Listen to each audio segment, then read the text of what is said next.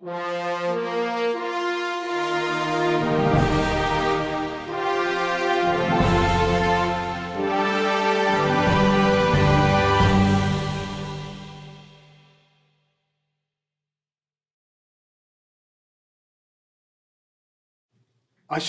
has an honorable position in the history of the greatest kings in the universe.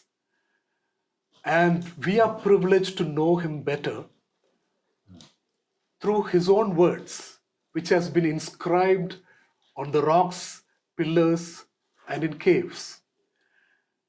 There have been extensive excavations, archaeological excavations, and studies done on these inscriptions, mostly in Prakrit and some in Greek and Aramaic. We have the privilege of having Dr. Shilanand Hemraj, who took trouble to go through the Parabhashik, which means to say, not the language of Ashoka, in Greek and Aramaic inscriptions. He studied it in comparison with the Prakrit inscriptions to find and verify whether there is consistency in the messages. And he took trouble, extra trouble, to bring those all together in a comprehensible way for ordinary people like us. The result is his PhD thesis, which has been submitted in Allahabad University. And after 24 years, this year, we have been privileged to get in this form the 3 volumes in Hindi. It's a tremendous privilege. It's a tremendous honor to have him speak to us, because I know it's not easy to read this book because of the language, which is very refined. But anybody who takes the trouble like me to go through it 3 times, you know that there are treasures hidden and very relevant messages for us today to practice what Ashoka transmitted as messages, not only for his people, even those beyond his borders. Now that's the universality of the message of this king who practiced Vasudhaiva Kutumbakam, truly. And thanks to Dr. Shilanand Hemraj, who came to India in 1963. He was born in Democratic Republic of Congo, where his father worked among the lepers. Later, he was invited to work in India. And in 1963, when Dr. Hemraj came here, he fell in love with the culture, the languages here, like Sanskrit and Hindi. He went deep into it, and what we have here today is something which even in a generation like mine, born in 1963, cannot dream what efforts has gone into it and how he has taken trouble to make it available for us in our language.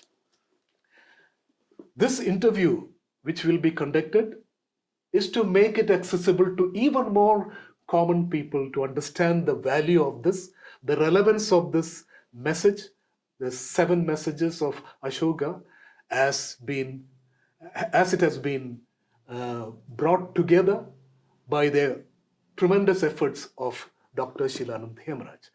By the way, Dr. Hemraj's effort is not restricted to this.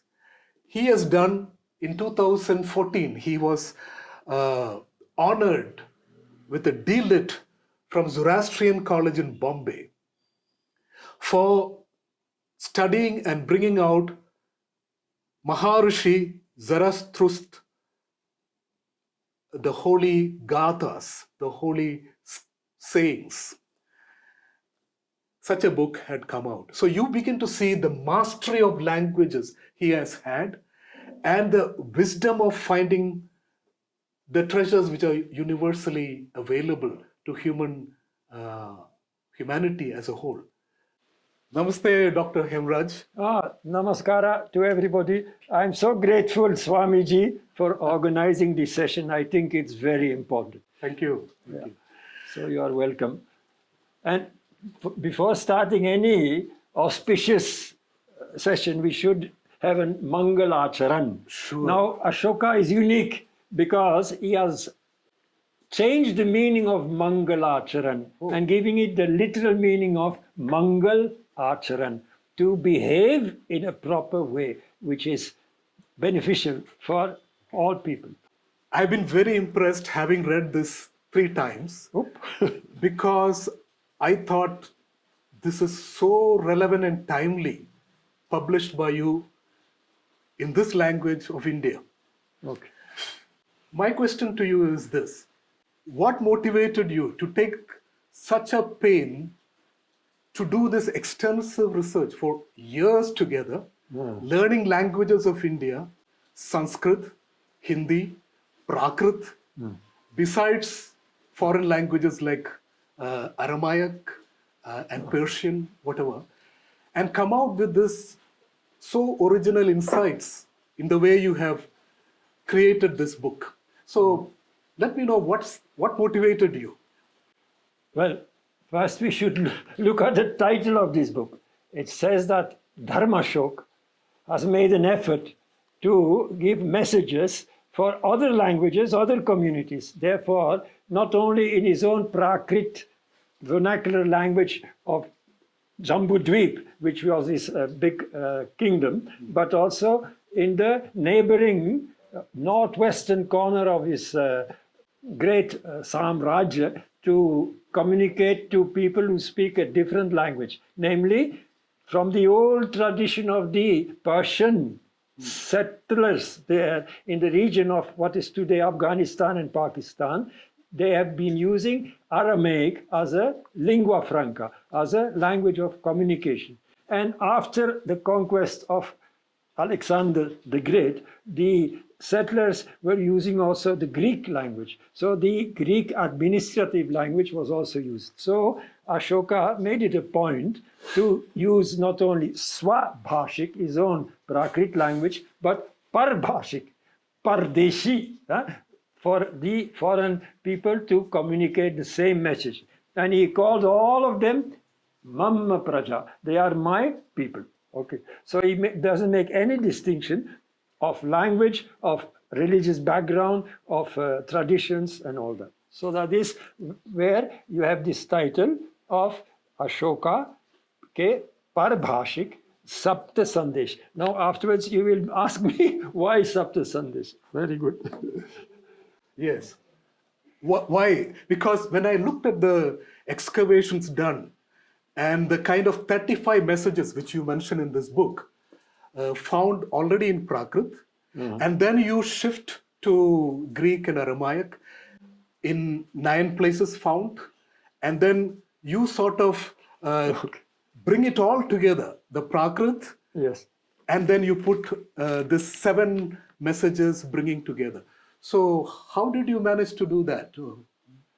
Well, in fact, this is a very learned thesis in 3 volumes for the ancient department of the Allahabad University, and my guide was Professor Negi, who was the head of the department. But he gave me full freedom because he didn't feel at home with those languages. He said, I don't know anything about it. So I was given full freedom to explore the possibilities of writing something unique. Now, what is very original is the Aramaic script is in a certain way very complicated because it has only consonants. So if you have, in English you say M-L-K, so it could be Malik, it could be Muluk, it could be Moloch, it could be Muluk, it could be any word. So the vowels have to be added. So that is how there is a great problem in making it a pronounced Devanagari transliteration for the pronunciation of the research you do and try to give meaning to those consonants. So you have to make words, you have to make a sentence and a meaning. So for the Greek language was a classical language. It is we have so much more background for which we can more easily understand the original. So that is how I had to do a special research for Aramaic. So I have, for instance, you have Bible in Aramaic. So almost contemporary to Ashoka, you have the Aramaic used in the Hebrew Bible is there, but in Aramaic translation. So the same, we have so many inscriptions in Aramaic. We have Aramaic wisdom, like Tirukural in Tamil. You have a wisdom saying of Ahikar. So, and then you have a settlement at the River Nile where there was a colony. In fact, it was a military camp of Aramaic-speaking people used by the Persian administration to protect goods transferred from the upper Nile to the boats of the lower Nile. So they needed protection. So these people were mercenaries. So they were Aramaic speaking. So probably some of them may have been transferred to Northwest India for so that you have this kind of interaction. So we are somehow not aware that the world in those days had such a communication between countries, cultures, and through commerce. No, there was a vyaparik sambandh, they call it. No, an interaction. So that is great. And so, and you had those Silk Route. You had that is later, of course. But then this connections with West, especially. It is surprising that Ashoka uses the name of 5 Greek kings. Can you imagine? Not only in Syria, Antioch, but also in Alexandria of Egypt, Libya, Corinth. So all these names are there. So it is very interesting that we cannot doubt that Ashoka had a wider purpose and vision on what he understood as humankind. I noticed that there is Brahmi Lipi in which it is written, Prakrit. Also, you mentioned Kharoshti Lipi, which is read from right to left or something. Achha. So it is a little bit surprising that you ask me, because in fact the language is Prakrit, which is related to Sanskrit, but it is not one language.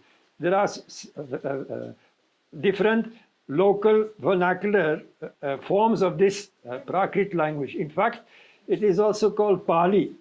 The Tripitaka of the Buddhist tradition is supposed to be in Pali, but in fact it is Magadhi Prakrit.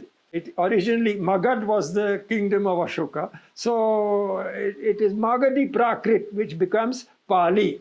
Pali comes from what is written down, what is a Palaya part, what you read. So the language of Lord Buddha was the vernacular of the people, was the Prakrit also, but it became a written text then later on, much later on. The oral becomes written, and it is then now used as the Pali Tripitaka of the Buddhist scriptures. So Ashoka has been at this initial stage of the development of the Buddha Vachan to be codified into messages of the Lord Buddha.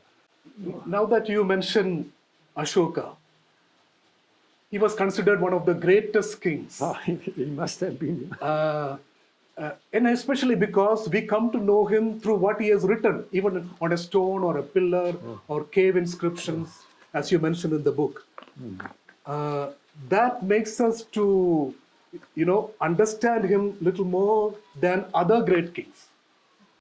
Am I right? Yeah.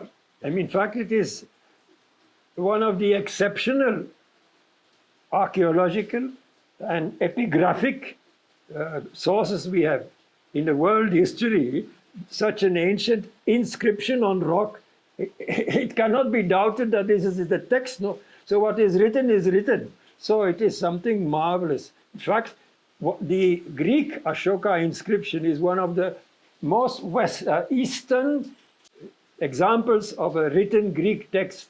So an extensive text of Kandahar with 22 lines in Greek is a unique source of comparative linguistic study of the terms. So we can elaborate what is the newness of the language used by Ashoka.